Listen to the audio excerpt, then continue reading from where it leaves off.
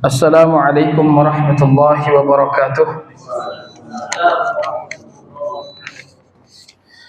Innal hamdalillah nahmaduhu wa nasta'inuhu wa nastaghfiruh wa na'udzu billahi min shururi anfusina wa sayyiati a'malina. Man yahdihillahu fala mudilla lahu wa man yudlil fala hadiya lahu.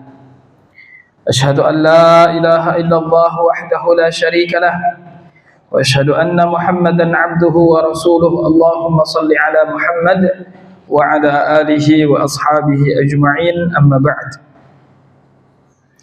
Jemaah kaum muslimin wal muslimat yang dirahmati Allah Subhanahu wa taala, kita berjumpa lagi dengan kajian kita Kitabut Tauhid karya Syekhul Islam Muhammad bin Abdul Wahhab rahimahullahu taala.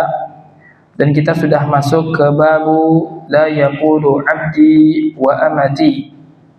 Bab tidak boleh kita mengucapkan kata abdi wa amati. Abdi hambaku laki-laki, amati hambaku perempuan. Dan alhamdulillah kita telah menyelesaikan puasa bulan suci Ramadan. Dan sesungguhnya tujuan dari disyariatkannya puasa Ramadan dan juga ibadah-ibadah lainnya di bulan suci Ramadan agar kita menjadi orang-orang yang bertakwa. Maka kita menilai diri kita masing-masing, apakah kita kemarin lulus dari madrasah Ramadan. Ciri-ciri orang-orang yang lulus dari madrasah Ramadan adalah dia akan menjadi insan-insan yang bertakwa, insan-insan yang memiliki rasa takut kepada Allah. Rasa takut kepada Allah Subhanahu wa taala tersebut terlihat dari perintah-perintah Allah yang dilaksanakannya dan larangan-larangan Allah Subhanahu wa taala yang ditinggalkannya. Maka kalau itu adalah perintah dia laksanakan, dan kalau itu adalah larangan dia tinggalkan. Dan itulah definisi takwa, mengerjakan perintah Allah sesuai dengan petunjuk Allah, mengharapkan pahala dari Allah, dan meninggalkan larangan Allah sesuai dengan petunjuk Allah karena takut akan azab Allah Ta'ala. Nah, itulah definisi dari takwa. Definisi dari takwa, kita menjalankan perintah Allah sesuai dengan petunjuk Allah, mengharapkan pahala dari Allah. Meninggalkan larangan Allah sesuai dengan petunjuk Allah karena takut azab Allah Ta'ala. Al-imtithalu ma amarahu Allah ala nurin min Allah raja'a thawabillah, wal-ibti'adu ma nahahu Allah ala nurin min Allah khaufa iqabillah. Maka kalau saja seandainya kita memiliki rasa takut tersebut, berarti kita lulus dari madrasah Ramadan kemarin. Tapi kalau tidak ada rasa takut kepada Allah Subhanahu wa taala setelah bulan suci Ramadan kemarin, berarti kita belum lulus. Berarti tahun depan kita sekolah lagi. Tahun depan kita kuliah lagi, masuk lagi kita bulan suci Ramadan, dibekali lagi ketakwaan. Subhanallah, bulan suci Ramadan itu seperti hati kita dicas. Hati kita dicas, ketakwaan kita dicas oleh Allah Subhanahu wa taala untuk kemudian menempuh perjalanan 11 bulan setelah Ramadan sampai nanti bertemu dengan bulan suci Ramadan yang akan datang. Tayyib, maka kita kalau seandainya baterai kita tidak cukup, maka kita nanti sulit untuk menghadapi godaan-godaan dan juga penyesatan syaitan. Karena di bulan suci Ramadan kemarin syaitan menggoda, tapi tidak memiliki kemampuan ketika dia di luar bulan suci Ramadan. Dia tidak bisa melakukan seperti yang bisa dia lakukan ketika di luar Ramadan. Tayyib. Nah, ketika dia di luar Ramadan, dia bisa melakukan yang tidak bisa dia lakukan di bulan suci Ramadan. Karena di bulan suci Ramadan dia dibelenggu. Tayyib. Syaitan dedengkotnya itu dibelenggu, sehingga tidak bisa banyak memberikan pengaruh. Tayyib. Tetapi ketika dia sudah selepas dari bulan suci Ramadan, maka lepas belenggu tersebut, maka dia kembali mengintai kita, kembali menggoda kita, menghasut kita, kembali menyesatkan kita. Dan itulah sumpah dari iblis di hadapan Allah Subhanahu wa taala. Qala fa bi'izzatika la ughwiyannahum ajma'in illa ibadaka minhumul mukhlasin. Iblis berkata, sesungguhnya saya akan menyesatkan, dengan kemuliaanmu saya akan menyesatkan mereka, anak-anak Adam. Dia ini benci dengan Adam. Gara-gara Adam ini saya dikutuk. Gara-gara Adam ini saya diturunkan dari surga. Maka dia benci sekali dengan anak-anak Adam. Makanya Allah menyebutkan syaitan itu adalah musuh kita. Innahu lakum aduwwum mubin. Sesungguhnya dia adalah musuh kita yang nyata. Maka kemudian dia bersumpah, qala fa bi'izzatika la ughwiyannahum ajma'in. Saya akan menyesatkan mereka semuanya tanpa terkecuali. Maka kita akan sesat dari pintu-pintu syaitan masuk. Ada yang masuk dari pintu syahwatnya, ada yang masuk dari pintu kejahilannya, ada yang masuk dari pintu kepintarannya, ada yang masuk dari pintu hartanya, ada yang masuk dari pintu kepakirannya, ada yang masuk dari pintu ilmunya. Ada orang berilmu sesat dengan ilmunya. Nah, ada orang-orang yang semangat ibadah tanpa ilmu, disesatkan juga syaitan. Maka itulah sumpah syaitan. Nah, dan sesungguhnya bulan suci Ramadan ini kita dicas baterai kita nih, supaya ketika nanti di luar bulan suci Ramadan kita mampu untuk menghadapi rayuan-rayuan, godaan-godaan syaitan tersebut.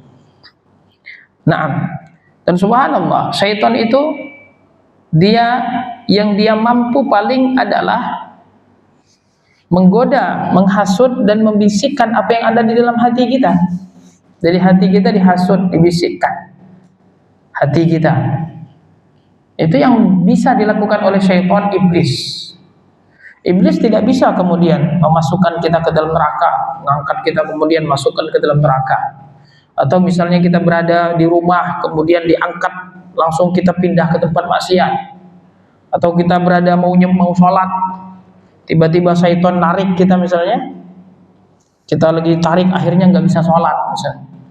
Itu tidak bisa syaitan melakukan hal tersebut.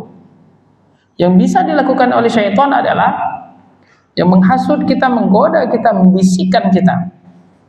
Maka kita kadang kalau tanpa petunjuk dari Allah Subhanahu wa taala, kita sulit membedakan mana bisikan syaitan, mana bisikan hati kita. Mana bisikan syaitan, mana bisikan hati kita. Bisa jadi bisikan hati kita itu adalah bisikan syaitan. Dan bisa jadi kita anggap itu bisikan syaitan, padahal itu bisikan hati kita. Atau mungkin hati kita sudah menjadi syaitan. Nah, maka kita butuh ketakwaan kepada Allah, kita butuh ilmu, kita butuh tadabbur Al-Quran, kita butuh membaca Al-Quran dan memahaminya, hadis-hadis Nabi SAW, agar kita kemudian tidak disesatkan oleh langkah-langkah syaitan. Ya ayyuhalladzina amanu dukhulu fis silmi kaffah wa la tattabi'u khutuwati syaitan innahu lakum aduwwum mubin. Wahai orang-orang beriman, masuklah kalian ke dalam Islam secara keseluruhan dan jangan ikuti langkah-langkah syaitan. Syaitan ini dia juga sebenarnya takut kepada Allah. Syaitan, iblis takut kepada Allah Subhanahu wa taala. Naam, takut dia kepada Allah Subhanahu wa taala. Kata iblis nanti di hari kiamat, kamathali syaitani idz qala lil insani kfur falamma kafara qala inni bari'um minka inni akhafullaha rabbal alamin. Seperti syaitan yang mengatakan kepada manusia, kufurlah wahai manusia. Ayo kufur. Ini caranya. Ini begini. Ini kufur. Kufur lah. Ya, kadang dia sebutnya bukan kufur. Oh, ini bukan kufur, padahal kufur. Tayyib.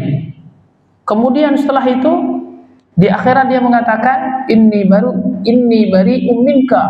Saya berlepas diri darimu. Saya berlepas diri darimu. Yang kufur engkau sendiri. Tugas saya hanya menggoda dan engkau ikuti. Inni akhafullaha rabbal alamin, kata syaitan. Sesungguhnya saya takut kepada Rabbul Alamin. Nah, cuma iblis ini dia itu tadi putus asa dari rahmat Allah. Putus asa dari rahmat Allah. Dia tidak mau beristighfar. Dia tidak mau mohon ampun. Makanya iblis itu dia kenapa dinamakan iblis, dari ablasa yublisu, iblas. Orang yang berputus asa. Maka dia berputus asa dari rahmat Allah Subhanahu wa taala. Tanggung katanya masuk neraka kalau enggak ngajak teman. Maka dia mengajak teman sebanyak-banyaknya dari bangsa jin dan manusia untuk menjadi temannya nanti di dalam neraka. Ada yang dikekalkan di neraka bersamanya, dan ada juga yang masuk ke dalam neraka dan keluar darinya.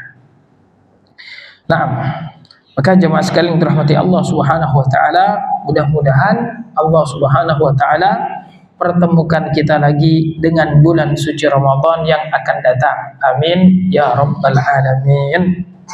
Naam. Tayyib.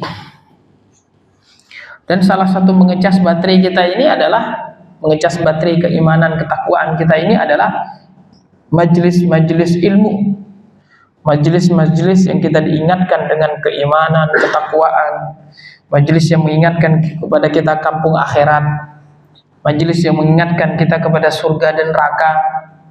Majelis yang mengingatkan kita kepada persiapan kita untuk bertemu dengan Allah. Dan inilah majelis-majelis yang mengokohkan kita,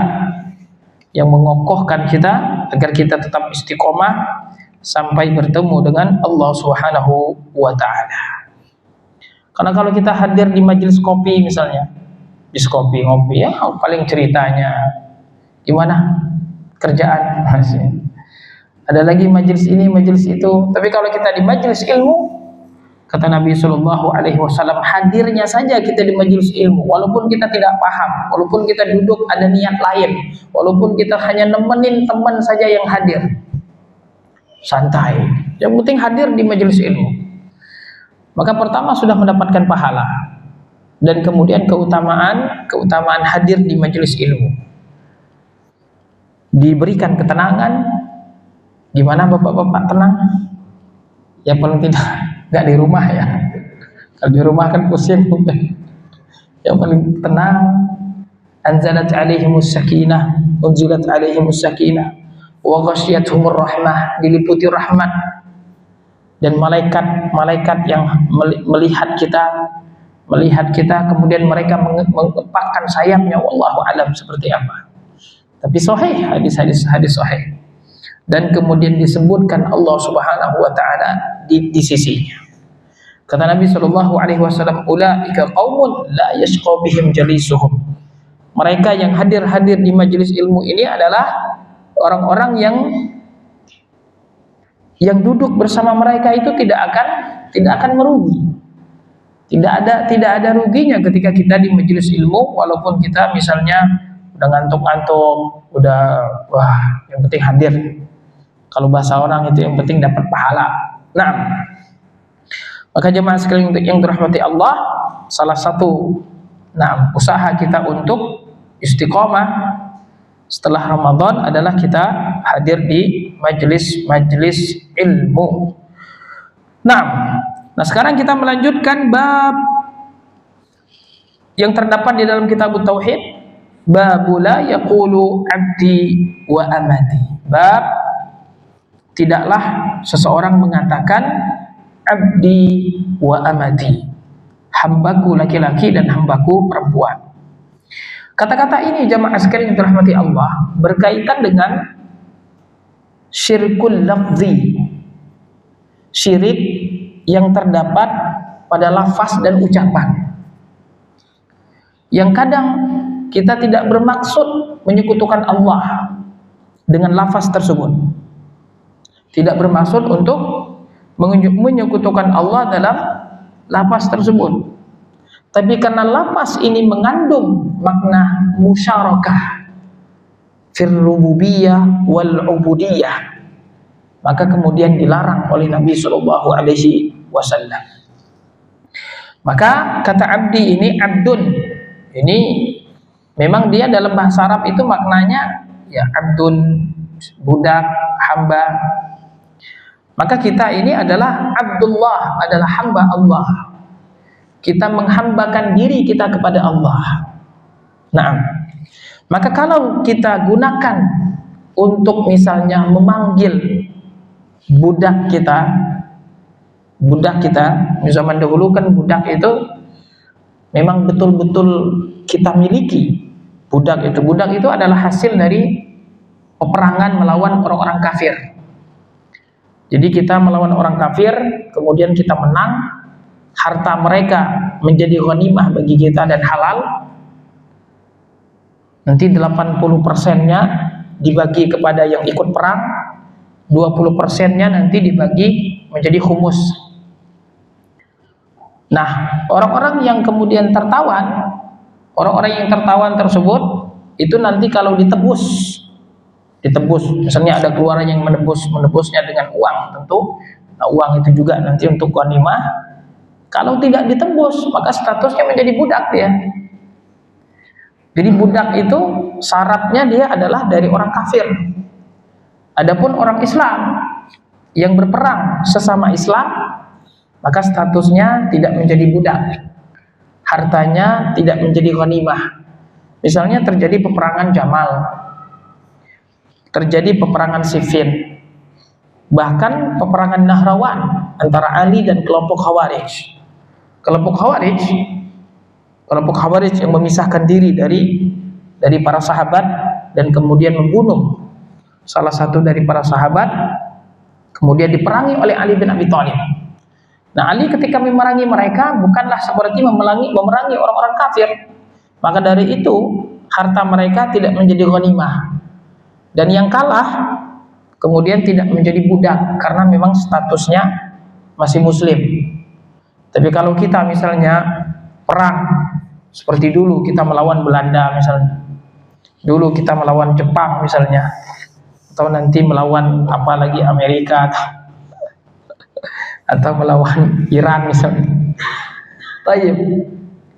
Nah, statusnya itu nanti dia berbeda dengan ketika kita berperang sesama Islam. Kalau perang sesama Islam ini namanya perang fitnah, dan kita dianjurkan untuk menjauh, tidak ikut-ikutan ketika ada kaum muslimin yang berperang. Nah, maka ketika tidak ditebus tadi, maka statusnya menjadi budak. Nah, budak ini nanti dibagi-bagikan kepada siapa yang mendapatkannya. Nah, kalau budak itu laki-laki, ya memang betul-betul dia menjadi bahasanya yang menjadi pembantu kita. Jadi kita yang menguasainya. Dan bahkan boleh kita jual ke orang lain. Nah, kalau kemudian dia masuk Islam, budak tersebut masuk Islam, alhamdulillah, syariat memerintahkan kita untuk membebaskan budak. Abu Bakar radhiyallahu anhu sering membebaskan budak. Utsman bin Affan, tadi disebutkan setiap Jumat, Utsman bin Affan membebaskan budak kalau dia sudah masuk Islam.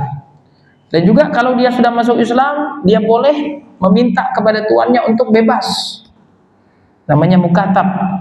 Saya mau bebas ya, kata tuannya. Ya udah, boleh bebas tapi bayar ya. Sepakat berapa? Nanti dia cicil. Kalau sudah lunas, dia bebas. Nantinya merdeka. Kemudian ada juga yang mengatakan, misalnya tuannya tersebut mengatakan, nanti kalau saya meninggal kamu bebas ya. Nanti kalau saya meninggal kamu bebas. Nah, ini namanya mudabbar. Kalau tuannya meninggal, dia bebas. Nah, maka di dalam syariat Islam, seseorang yang telah menjadi budak tersebut betul-betul dimuliakan. Rasul memerintahkan kita untuk memberikan haknya, tempat tinggal, pakaian yang layak, dan makan seperti yang kita makan. Kita duduk bersama budak tersebut, bahkan kalau dia tidak mau makan, kita suapin budak tersebut. Dan kita yang bertanggung jawab terhadap budak tersebut. Tidak boleh kita kemudian menzoliminya, membebani pekerjaan di luar dari kemampuannya. Intinya di dalam syariat Islam kita diperintahkan untuk berbuat baik kepada budak. Dan Rasul Shallallahu Alaihi Wasallam berwasiat agar kita kemudian jangan menzolimi orang-orang yang lemah, budak, perempuan, anak kecil. Ini memang dipesankan secara khusus oleh Rasul Shallallahu Alaihi Wasallam akan hak-hak mereka dan larangan menzolimi mereka. Nah, juga misalnya kalau ada orang yang misalnya jima di bulan suci Ramadan, maka dia harus membebaskan budak. Ada orang yang bersumpah kemudian tidak mengerjakan sumpahnya atau bernazar, tidak mengerjakan nazarnya, membebaskan budak. Ada orang yang menzihar istrinya, menzihar, engkau seperti ibuku, dia mengatakan kepada istrinya, mengharamkan jima. Jadi diharamkan jima dengan istrinya.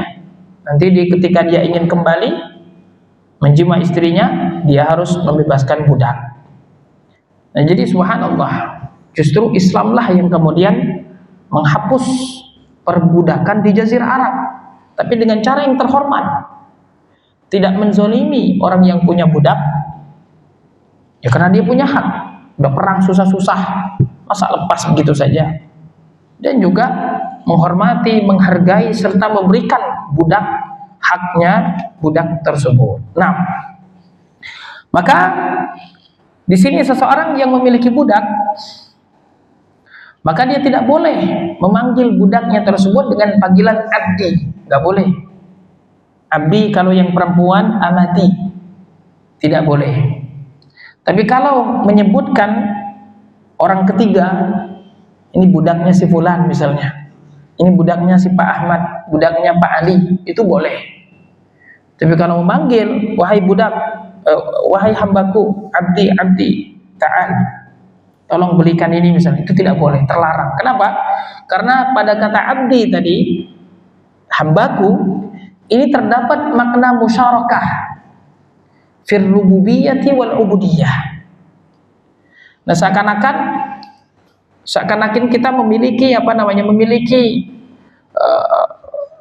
sifat penghambaan yang diberikan kepada kita, seakan-akan. Baik. Walaupun dia tidak menginginkan, misalnya dia tidak berniat atau tidak bermaksud saya adalah Tuhan dari si budak itu, walaupun dia tidak bermaksud demikian, tetap saja terlarang. Gitu. Tapi kalau dia meyakini dalam hatinya saya adalah Tuhan dari budak itu jelas syirik. Kalau dia meyakini bahwasanya saya adalah Tuhan dari budak ini, Tuhan dari hamba ini, sebagaimana Fir'aun menganggap Bani Israel itu sebagai budak-budaknya, maka ini tentu adalah syirik besar. Tapi kalau mengucapkan kata tersebut tadi dan tidak meyakini bahwasanya dia sebagai Tuhan dan ini sebagai hambanya, maka ini kata para ulama haram, tetap saja tidak boleh. Walaupun jumhur kebanyakan para ulama tidak sampai haram, katanya makruh. Ala ihal, kata-kata tersebut itu tidak boleh. Kata-kata tersebut tidak boleh. Sebagaimana firman Allah Ta'ala dalam surat Al-Baqarah, ya ayyuhalladzina amanu la taqulu ra'ina wa qulu nzurna wasma'u. Dalam surah Al-Baqarah, ya ayyuhalladzina amanu, hai orang-orang yang beriman, la taqulu ra'ina, jangan katakan kepada Rasul ra'ina, wa qulu nzurna wasma'u, dan katakan kepada Rasul itu kalimat unzurna, Jangan katakan ra'ina. Ra'ina itu artinya, wahai Rasul, tolong ini tolong ketika menyampaikan kepada kami, kami ini agak lemah, tolong diperhatikan, kami ini tolong diperhatikan gitu, tolong agak pelan. Itu makna kata ra'ina. Jadi ada sahabat yang mengucapkan kata itu, tapi maksudnya untuk agar Rasul memperhatikan pemahaman kita nih, agak perlu diperhatikan. Ya, perlu diperhatikan, jangan kemudian menganggap kami ini orang yang begini begitu cepat, cerdas dan lain sebagainya. Nah, sebagian para sahabat. Tapi karena kata ra'ina ini terdapat juga dalam bahasa Yahudi. Terdapat juga di dalam bahasa Yahudi, ra'ina ini artinya ungkapan untuk orang yang bodoh. Ungkapan untuk orang yang bodoh. Jadi menganggap kalau manggil itu ra'ina, itu manggil Rasul itu dianggap orang yang bodoh. Maka Yahudi ketika mendengar orang Islam, sahabat, ada yang mengatakan kepada Rasul kata-kata itu, sedangkan dalam bahasa Arab tidak masalah.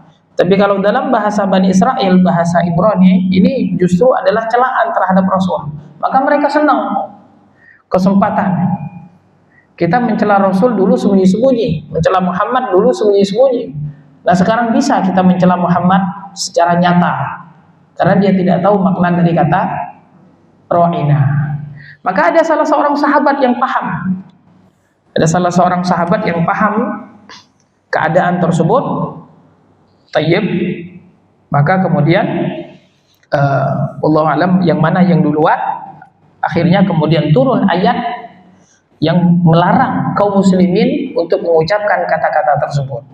Walaupun kata-kata tersebut di dalam bahasa Arab tidak masalah, tapi karena tadi akan digunakan oleh orang-orang Yahudi untuk mencela Rasulullah SAW, maka kemudian dilarang.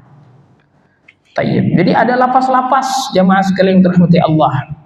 Walaupun kita tidak menginginkan kesyirikan secara mutlak, walaupun kita tidak menginginkan syirik secara aslinya, tetapi ini ada lafaz yang mirip-mirip dengan kesyirikan. Subhanallah. Ini adalah bentuk bagaimana Nabi SAW menjaga ketauhidan, menjauhkan umat dari kesyirikan. Jangankan syirik aslinya, yang mirip-mirip saja, istibah, ada yang mirip-miripnya, itu saja dilarang. Yang mirip-mirip saja dilarang. Tayyib. Maka dari itu, kenapa salah satu ilahnya, kenapa kita dilarang menggambar makhluk yang bernyawa? Ini kan sekarang fitnah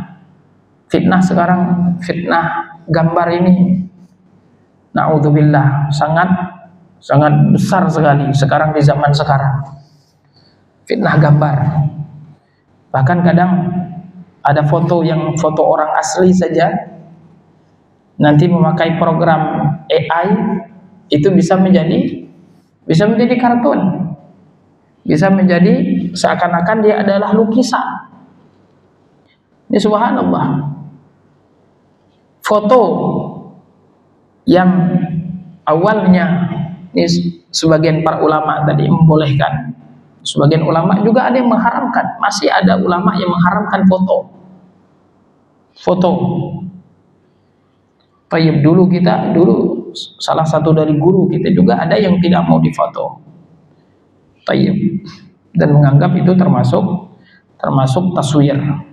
Tayyib. Tetapi sebagian para ulama seperti Syekh Shalih Al-Fauzan dan lainnya menganggap itu tidak masuk ke dalam rasam yang dilarang oleh Nabi SAW. Yang Nabi SAW mengatakan, la'anallahu al-musawwirin. Allah melaknat orang-orang yang membuat gambar makhluk yang bernyawa. Nah, salah satu ilahnya kenapa? Karena ketika dia membuat seperti itu, seakan-akan dia mau menandingi Allah Subhanahu wa taala sebagai pencipta. Makanya nanti di akhirat orang-orang yang menggambar-gambar tersebut, itu dia akan diminta untuk menghidupkan apa yang dia gambar tersebut. Walaysa binafikh, dan tidak akan bisa dia menghidupkannya. Kenapa? Karena itu perbuatan yang ingin menandingi, mau mirip-mirip dengan perbuatan Allah Subhanahu wa taala yang Maha Pencipta, yang menciptakan segala-galanya, yang menciptakan sesuatu yang belum ada kemudian menjadi ada. Maka dilarang di dalam syariat Islam dan ijma' para ulama.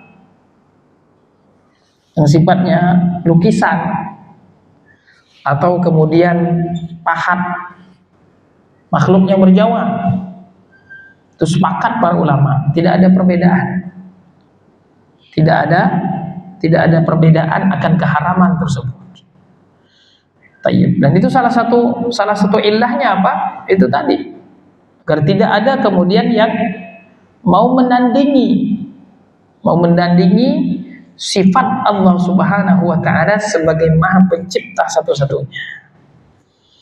Naam. Tayyib. Nah, Bapak Ibu yang dirahmati Allah, ini dengan bab-bab sebelumnya kita masih membahas terkait larangan lafaz-lafaz. Ini lafaz-lafaz ini walaupun dia tidak syirik 100%, tapi ada mirip-mirip kesyirikan. Subhanallah, itu saja dilarang oleh Rasulullah SAW. Sebelumnya kita membahas terkait la taqulu assalamu ala Allah fa inna Allah huwa salam. Hadis dalam Sahih Bukhari. Jangan mengatakan terhadap Allah itu assalamu ala Allah, keselamatan untuk Allah. Keselamatan untuk Allah itu dilarang dan hukumnya haram, kata para ulama. Kenapa Ustaz? Karena keselamatan untuk Allah. Kenapa tidak boleh? Masih ada yang ingat? Iya. Ya karena kita seakan-akan mendoakan Allah supaya Allah selamat. Padahal yang memberikan keselamatan itu Allah. Dan tidak ada keselamatan kecuali datang dari Allah. Maka lafaz kita tersebut, lafaz para sahabat ini pernah diucapkan para sahabat, kemudian dilarang oleh Nabi Sallallahu Alaihi Wasallam. Itu tadi, walaupun niatnya, ya kan niatnya saya nggak ada berbuat mengurangi kekuasaan Allah atau menganggap Allah itu punya kekurangan, tidak. Dan saya hanya ini saja, tayyib, tetap saja tidak boleh. Nah, kemudian bab setelahnya, larangan Nabi Shallallahu Alaihi Wasallam mengatakan, la yaqul ahadukum Allahumma ighfirli in syi'ta. Ya Allah, ampunilah dosaku jika engkau menghendaki. Ini mungkin bagi orang kan, tayyib, ya kan Ustaz, segala sesuatu kan atas kehendak Allah. Kan bisa aja mungkin ada yang berdalil seperti itu. Nah ini kan saya minta ampun. Kalau Allah nggak menghendaki gimana? Kan nggak diampuni oleh Allah. Tapi perkataan ini dilarang. Kenapa? Karena ketika seorang hamba mengatakan Allahumma ighfirli in syi'ta, ini meremehkan kekuasaan Allah, keagungan Allah yang Maha Pengampun. Nah ini dia, meremehkan keagungan Allah Subhanahu wa taala yang Maha Pengampun. Tayyib. Seakan-akan ada sesuatu yang menghalangi Allah untuk kemudian mengampuni hambanya. Tayyib. Seakan-akan Allah terpaksa mengampuni hambanya. Tayyib. Maka ucapan ini kemudian terlarang. Dan juga ini menunjukkan ketidakseriusan hamba ketika berdoa. Kalau kepada manusia boleh kita mengatakan demikian, Pak, tolong bantu nih Pak, kalau Bapak berkenan. Itu dalam manusia boleh, tapi dengan Allah tidak boleh. Ketika kita minta kepada Allah, minta dengan penuh keyakinan. Jangan digantung-gantungkan dengan jika. Masalah pengabulan atau tidak itu urusan Allah. Tapi tugas kita adalah minta dengan sungguh-sungguh. Dan di antara penyebab doa kita dikabulkan oleh Allah adalah minta dengan sungguh-sungguh. Adapun orang yang tidak sungguh-sungguh minta dengan Allah, tidak akan dikabulkan oleh Allah. Ya akhi, kita sesama manusia saja. Ada yang setengah-setengah nih. Ada yang setengah-setengah ngaju proposal misalnya. Setengah-setengah ngaju proposal. Proposal dititip, terus orang itu terus nggak ada lagi ngontak. Serius nggak sih mau ngaju proposal? Misalnya, kita sesama manusia saja kita berat kemudian untuk memberapa. Artinya tidak bagus itu sesama manusia, apalagi kemudian kita terhadap Allah Subhanahu wa taala. Nah, bab kita ini juga sama. Ada lafaz-lafaz yang walaupun itu bukan syirik, maksudnya syirik yang mengeluarkan dari Islam, tapi bisa saja kalau ada yang berkeyakinan bahwa saya adalah Tuhan, dia adalah hamba saya. Tapi kalau dia tidak berkeinginan demikian, hanya mengucapkan lafaz saja pun tidak boleh. Nah, kata beliau fi sahihi an Abi Hurairah anna Rasulullah sallallahu alaihi wasallam qala la yaqul ahadukum at'im rabbak waddi rabbak wal yaqul sayyidi wa maulaya wa la yaqul ahadukum 'abdi wa amati wal yaqul fataya wa fatati wa hulami. Naam. Maka di sini jamaah sekalian dirahmati Allah, hadis juga di dalam Sahih Bukhari. Di hadis ini hadis sahih di dalam Sahih Bukhari. Nabi SAW mengatakan, la yaqul ahadukum at'im rabbak. Tidaklah di antara kalian mengatakan kepada budaknya at'im rabbak. Berikan makan kepada tuanmu. Ini kata Rabbun. Ini kata Rabbun ini juga penggunaan kalau sifatnya mukhatab seperti ini. Misal seorang tuan mengatakan kepada budaknya at'im rabbak, tolong datangi Rabbunmu ini, Rabbaka ini. Nah, kalau bahasa Arab kan ta'ti ila rabbik, ta'al ta'ti ila rabbik, kesini datang kepada tuanmu. Nah, ada kata Rabbun di situ. Dan Rabbun ini adalah salah satu dari nama Allah, Rabb. Maka dari itu kata Rabbun ini secara mutlak, Rabbun saja itu hanya untuk Allah. Boleh kita gunakan untuk percakapan kita sehari-hari, boleh, tapi harus diidhofahkan, harus ditambahkan dengan kalimat yang lain.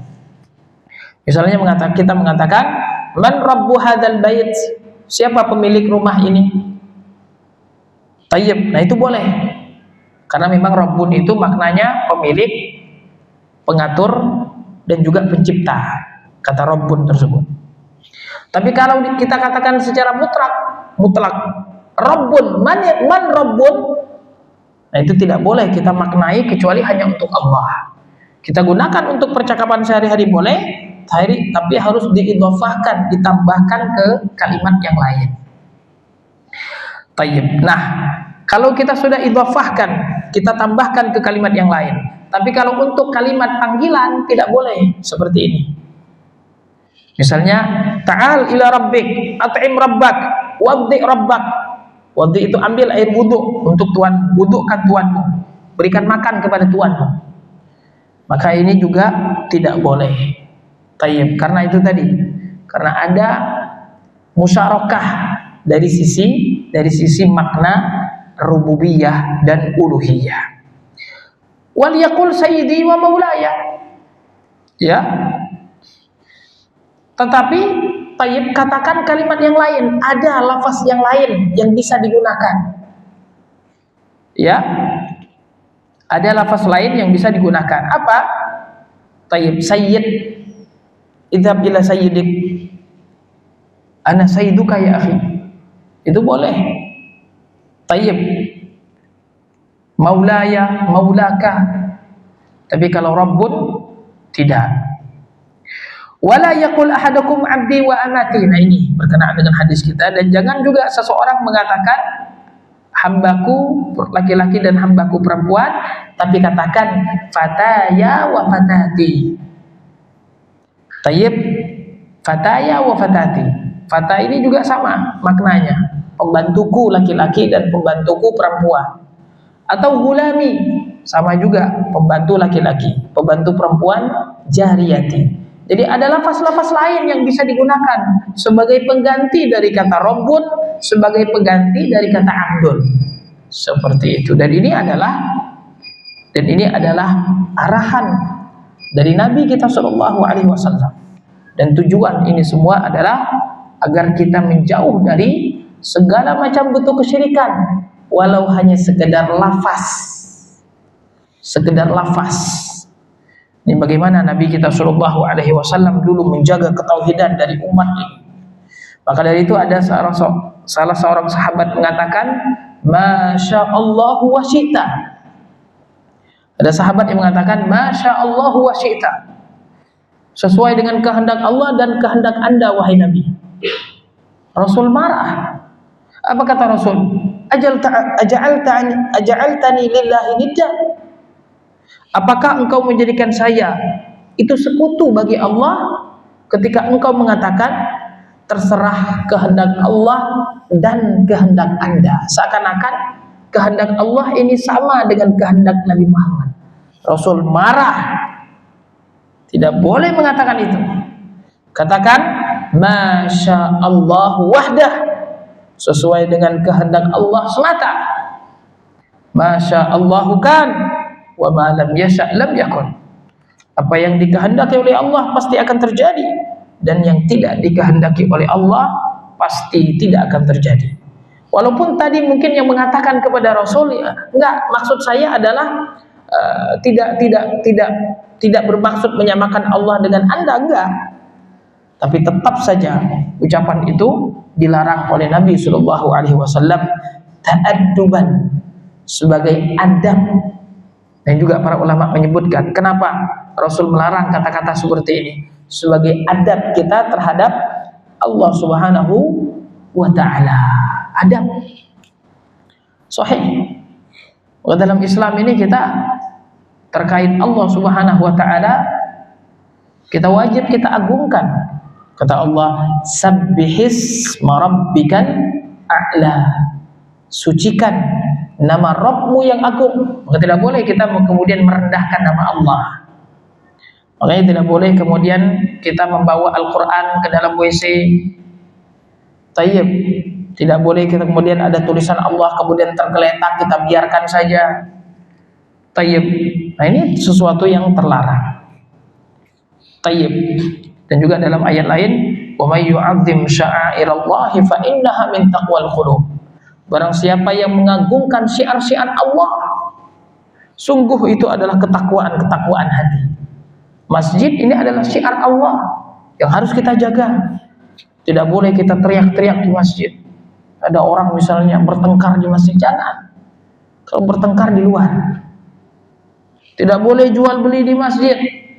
Masjid untuk tempat ibadah. Masjid untuk tempat ibadah, sholat, baca Al-Quran, belajar. Tayyib. Tidak boleh seseorang jima di masjid. Misalnya ada marbot kita misalnya. Tayyib. Pengantin baru tinggal misalnya di masjid, kemudian jima di masjid, tidak boleh. Tayyib. Tidak boleh mengumumkan barang hilang di masjid. Subhanallah. Kan Ustaz kita kan ada mikrofon nih. Ada mikrofon kan biar manfaatnya lebih banyak. Mengumumkan barang hilang di masjid terlarang, haram. Kata Rasul, semoga tidak ketemu. Yang sesungguhnya masjid bukan dibangun untuk hal itu. Ini semua adalah bentuk dari apa? Kita mengagungkan masjid. Mengagungkan masjid ini adalah bentuk dari mengagungkan syiar-syiar Allah Subhanahu wa ta'ala. Nah, tayyib, maka kita juga harus menjaga kebersihan masjid. Tidak boleh kita mengotori masjid. Tayyib. Kalau kita tidak membersihkan masjid, paling tidak kita tidak mengotori masjid sebagai bentuk ketakwaan kita kepada Allah Subhanahu wa ta'ala. Azan ya? Azan ya? Azan. Silahkan azan.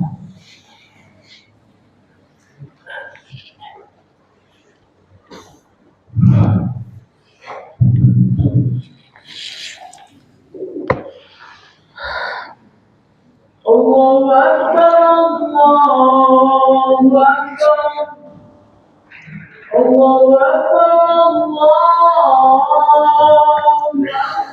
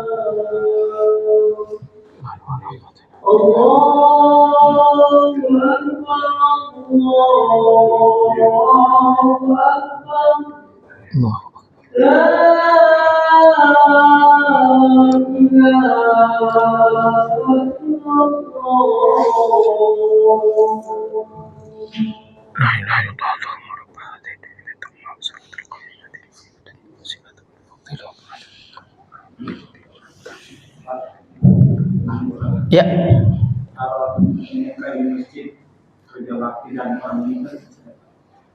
Mengumumkan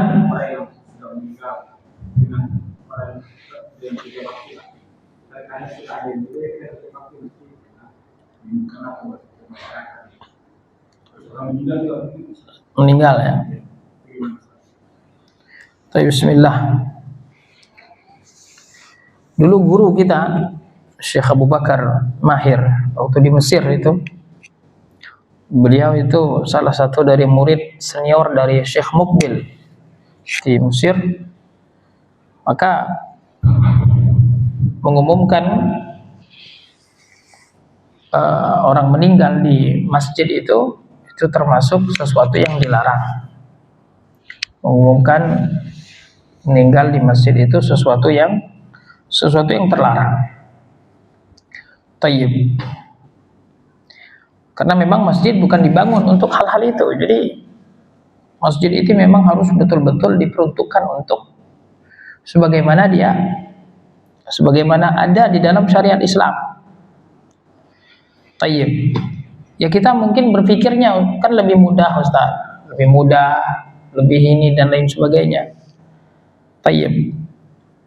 Maka wallahu alam, kalau ada jawaban dari yang lain wallahu alam. Misalnya dari ustadz yang lain melihat sisi lain wallahu alam. Tapi dari guru kita dulu demikian. Tayyib. Dan juga memang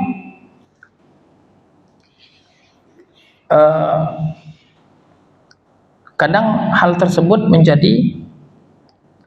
menjadi sesuatu yang sifatnya mengumumkan kematian. Mengumumkan kematian ini tayyib.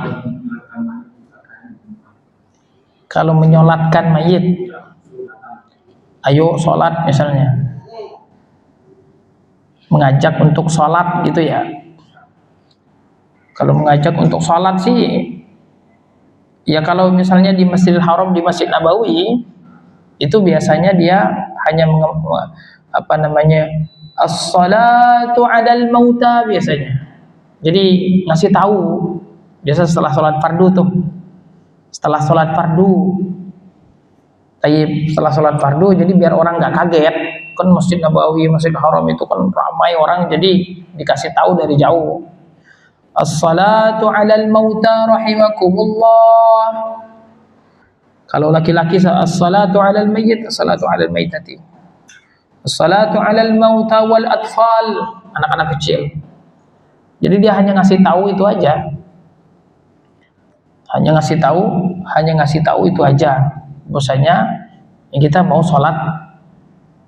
sholat jenazah. Mayitnya laki-laki, mayitnya perempuan, mayitnya 2 orang, mayitnya banyak, mayitnya ada anak kecil, agar kita nanti bisa mendoakan untuk si mayit. Kalau mayitnya laki-laki, Allahumma ighfir lahu. Perempuan, Allahumma ighfir laha. Kalau dia anak-anak kecil, Allahumma ja'alhu faratan liwalidihi. Nah, tayyib. Kalau mengumumkan kematian ini, wallahu a'lam. Nah, tayyib, barakallahu fikum.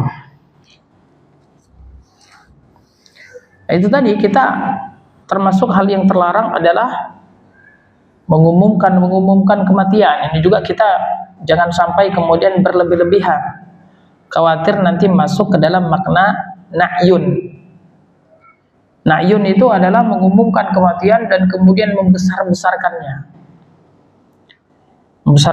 Makanya sebagian para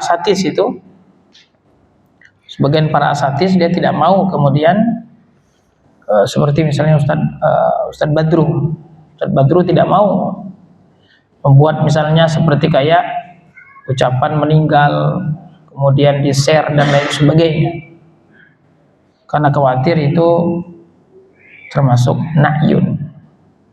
Nah, wallahu a'lam, itu nanti bisa mungkin dibahas di majelis yang lebih khusus sambil ngopi kayaknya. Tayyib, barakallahu fikum. Tayyib. Jadi kita bacakan hadis kita sekali lagi. Bahwasanya dalam Sahih Bukhari dari hadis Abu Hurairah radhiyallahu anhu, bahwasanya Rasulullah sallallahu alaihi wasallam qala, la yaqul ahadukum at'im rabbak waddi rabbak. Tidaklah di antara kalian mengatakan at'im rabbak, berikan makan kepada rabbaka. Ini kan ada seperti makna rububiyah. Waddi rabbaka, seperti ada makna rububiyah. Wal yaqul sayyidi wa maulaya, boleh mengatakan sayyidi wa maulaya, boleh. Nah, kata sayyidun juga kalau secara mutlak itu tidak boleh diberikan untuk selain Allah, karena ada hadis Nabi SAW dalam Musnad Imam Ahmad, as-sayyidu huwallah, as-sayyidullah, sayyid yang secara mutlak itu adalah Allah. Sayyid ini artinya yang memiliki kemuliaan. Sayyid adalah sesuatu yang memiliki kemuliaan. Maka yang memiliki kemuliaan secara mutlak hanyalah Allah Subhanahu wa ta'ala. Dan boleh kita menggunakan kata sayyid ketika dia ditambahkan dengan kalimat yang lain. Sebagaimana kata Nabi sallallahu alaihi wasallam, ana sayyidu walad ibni Adam wala fakhr. Saya adalah sayyidnya anak-anak Adam. Maka itu boleh kalau dia ditambahkan, diidhofahkan dengan kalimat yang lain. Tapi kalau mengatakan ana sayyid dengan apa namanya mutlak, nah ini tidak boleh. Nah, wa maulaya, maula ini dari kata wilayah, artinya yang menguasai. Begitu juga maula secara mutlak adalah Allah Subhanahu wa ta'ala. Wali secara mutlak adalah Allah Subhanahu wa ta'ala. Adapun kita ini menjadi wali, ini harus diidhofahkan. Makanya ada wali murid, ada wali santri, ada wali hakim dan lain sebagainya. Tapi yang memiliki wali ini yang memiliki wilayah, yang memiliki kekuasaan secara mutlak adalah Allah Subhanahu wa ta'ala. Maka dari itu para sahabat ketika mereka berperang, di antara zikir yang mereka bacakan ketika berperang untuk menggugah semangat mereka, Allahu maulaya, Allah adalah maulanya kami, wali kami, yang menguasai kami. Nah, maka yang memiliki wilayah, kewilayahan, penguasaan keseluruhan itu hanyalah Allah Subhanahu wa ta'ala. Adapun kita menjadi wali itu muqayyad. Menjadi wali itu muqayyad. Wali hakim, dia menjadi wali hanya di daerahnya saja. Tapi kalau dia menjadi wali, menjadi penguasa secara keseluruhan, itu tidak boleh, karena itu hanya untuk Allah Subhanahu wa ta'ala. Nah, wala yaqul ahadukum abdi wa amati, dan tidaklah di antara kalian mengucapkan kata abdi wa amati, hambaku yang laki-laki dan hambaku perempuan. Karena di dalam lafaz tersebut terdapat makna musyarakah dengan rububiyah dan ubudiyah kepada Allah Subhanahu wa ta'ala. Ya sama kayak kita bahasa Indonesia, saya adalah hambamu misalnya. Nah ini lafaz yang seperti ini tidak boleh, karena mirip dengan larangan Nabi SAW dalam bahasa Arab. Atau mengatakan saya menghambakan diri saya kepada Tuhan. Nah, ini tidak boleh, karena kalimat ini juga kita gunakan untuk Allah. Kita adalah hamba Allah, kita menghambakan diri kepada Allah, maka tidak boleh kita ucapkan untuk selain Allah. Wal yaqul fataya wa fatati wa ghulami. Tetapi ada kalimat yang lain, ya, pembantuku misalnya, pembantu laki-laki, pembantu perempuan, maka tidak berhajat kita kepada lafaz-lafaz tersebut, karena di dalam lafaz-lafaz tersebut terdapat syirkul lafzi. Walaupun dia tidak menginginkan kesyirikan pada ucapan tersebut, akan tetapi mirip dengan kesyirikan, maka sebagai adab kita terhadap Allah, maka kita tinggalkan. Dan tadi sebagian para ulama mengatakan haram, dan kebanyakan para ulama mengatakan makruh, sebagaimana dikatakan oleh Ibnu Qayyim dalam Zadul Ma'ad dan Ibnu Hajar di dalam Fathul Bari. Barakallahu fiikum. Selesai ya, Bu? Selesai. Baik, jazakumullahu khairan, walhamdulillahirabbil alamin. Tidak ada pertanyaan lagi? Alhamdulillah. Kita tutup dengan kafaratul majlis. Subhanakallahumma rabbana wa bihamdika asyhadu an la ilaha illa anta astaghfiruka wa atubu ilaik. Assalamualaikum warahmatullahi wabarakatuh.